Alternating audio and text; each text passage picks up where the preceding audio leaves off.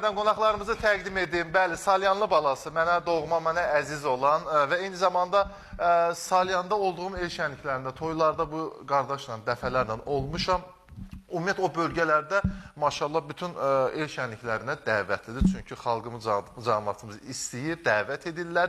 Deyirlər ki, bu kişi bizim el şənliyimizdə, toyumuzda olmalıdır. Və bugün də yel çərşənbəsində sevə-sevə Salyandan üzü bəri doğma Sumqayıt şəhərimizə gəlib, Dünya televiziyasına gəlib. Və onun ilk ifasıyla mən sevə-sevə, bəli, Ramil Vəliyevi dəvət edirəm. Xoş gəlib, səfalar gətirəm. Sabahı xeyir olsun, xoş gördük.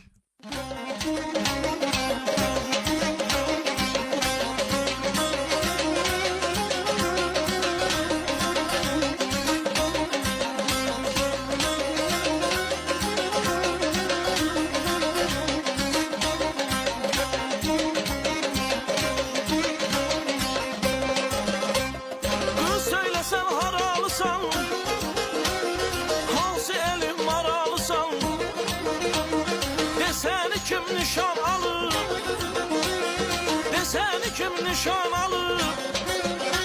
Sen köksünden yaralısın, sen köksünden yaralısın. Yaralısın, yaralısın, hansı elim maralısın.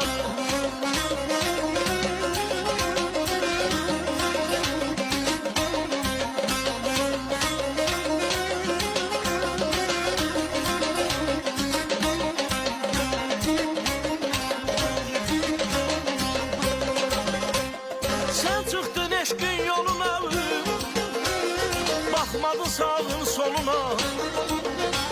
Sen çıktın eşkin yoluna, bakmadın sağın soluna. Düştün nadanın toruna, düştün nadanın toruna. Yaralandın, yaralısan, yaralandın, yaralısan. Yaralısan, yaralısan, hansı elim maralısan.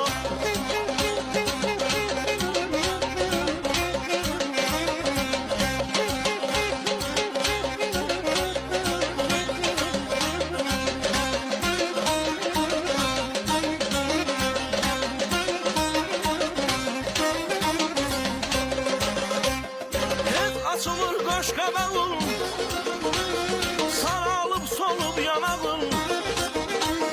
Dindirdim əsti dodağın, dindirdim əsti dodağın. Sən dilindən yaralısan, sən dilindən yaralısan. Yaralısan, yaralısan, hansı elim maralısan.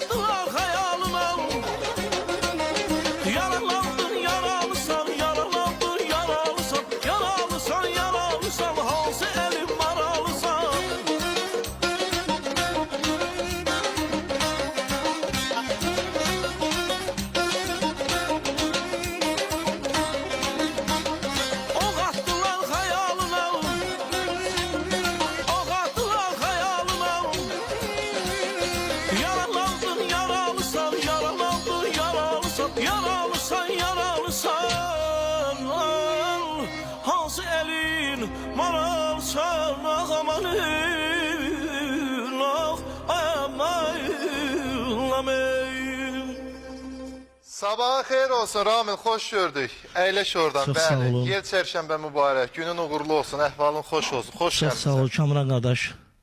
Sizlərdən çox razıyıq. Dəvətiniz üçün sizə təşəkkür edirik. Çox Bizi sağ izləyən olun. tamaşaçılarımızın sabahları xeyirli olsun, uğurlu olsun. Dəvət üçün sizə Sağ ol minnətdarıq. əzizim. Qabaqdan bizim Novruz bayramımız gəlir. Bütün xalqımızın Novruz bayramı münasibətilə təbrik edirik. Bugün də əlbəttə ki, Bəli, çərşənbəmizdir, yel bəli, yel çərşənbəsidir. Xalqımızın bayramını təbrik edirik. Var olasın dəvət Çox sağ ol özüm. Bu biz Sağ olun, sözləşməmiş. Pencəyimizin rəngi də Hə, eynidir. deyəsən eynidir. Bayaqdan efirə baxıram ki, eynidir. Deyəcək sözləşiblər. Hə. Doğrudan eynidir ha. Hə, oxşuyur, hə. O birisi pencəklər yox, onların pencəkləri başqa rəngdir. Hə, indi bu növbəti müğənnimiz bu bahar təravəti hiss olunur pencəyində.